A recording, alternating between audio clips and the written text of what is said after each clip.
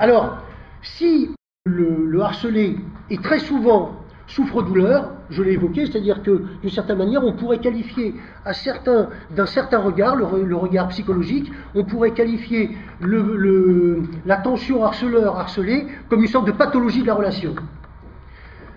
Et c'est pour ça qu'on utiliserait le terme souffre-douleur. Et donc, plus le harcelé souffre, plus le harceleur prend de plaisir à le faire souffrir. Dans une relation comme ça qui est infinie, qui n'arrivera que à la destruction peut-être du harcelé, encore que on a vu des cas où la relation est suffisamment perverse pour que le harceleur ou les harceleurs stoppent suffisamment tôt leur stigmatisation et les modalités de harcèlement pour laisser à l'autre la possibilité de se refaire un petit peu pour mieux réattaquer plus tard. C'est exactement la définition qui a été donnée ce matin sur l'histoire du mot, vraiment très intéressante l'histoire du mot qui nous a été donnée ce matin, parce que on voit bien là l'analogie entre les modalités de harcèlement et la personne qui est harcelée. Donc petit à petit, parfois, on laisse respirer la terre, on laisse se reconstituer pour pouvoir à nouveau la harceler. Et bien de la même façon, certains harceleurs laissent le harcelé se reconstituer pour pouvoir à nouveau... donc là, on est dans une pathologie de la relation. On a une autre figure du harcelé, c'est celui qui serait plutôt la tête de Turc, c'est-à-dire qui serait un défouloir. Et on s'aperçoit que certains élèves qui sont en déficit de reconnaissance scolaire, en déficit d'estime d'eux-mêmes, en déficit peut-être de reconnaissance sociale, à un moment ont emmagasiné tellement de colère en eux qu'ils viennent se défouler, ils ont besoin de se défouler sur celui qui leur apparaît comme le suffisamment différent pour ne pas leur ressembler trop et sur lequel ils peuvent décharger leur animosité. Ça, c'est la figure de la tête de Turc. Et puis, la troisième figure, celle que je vais évoquer en 5 minutes avec vous là maintenant, c'est la figure du bouc émissaire.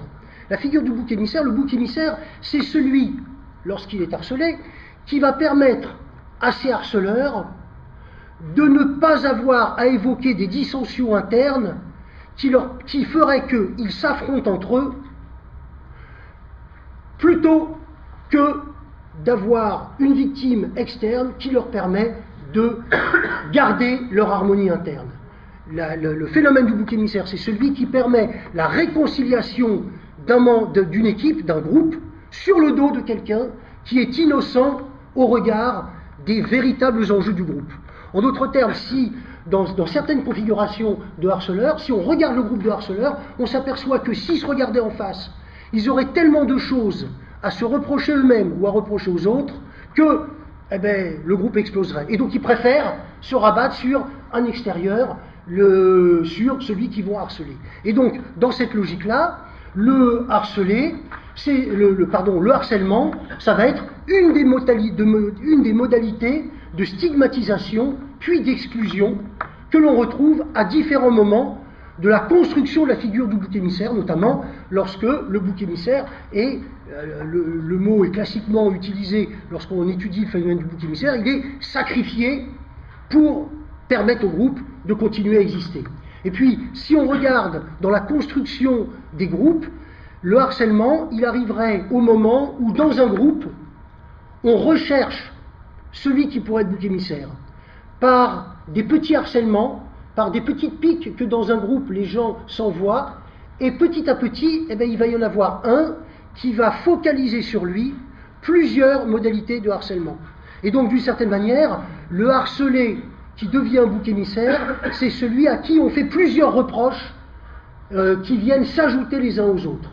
Et donc, voilà, les reproches de territoire, les reproches physiques, les reproches psychiques, etc. Tout, plusieurs reproches. Et c'est cette accumulation de reproches qui va faire qu'à un moment, le harcelé va focaliser sur lui suffisamment d'animosité de la part des harceleurs pour que les harceleurs se sentent mieux grâce à cette nouvelle relation qu'ils ont construite. D'une certaine manière, le bouc émissaire dans le cadre du harcèlement, ça va être un harcèlement multiple, multidimensionnel, où de plus en plus de modalités de harcèlement, par de plus en plus de personnes harceleuses, peut-être avec de plus en plus de reproches, d'objets de harcèlement, vont faire que la personne, petit à petit, va devenir le bouc émissaire. Donc vous voyez, il y a au moins 3 figures du harcelé.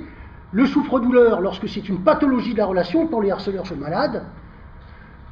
La tête de turc, lorsque le harcelé est un défouloir. Et le bouc émissaire, lorsque le harcelé permet au groupe de se reconstituer. Je vous remercie.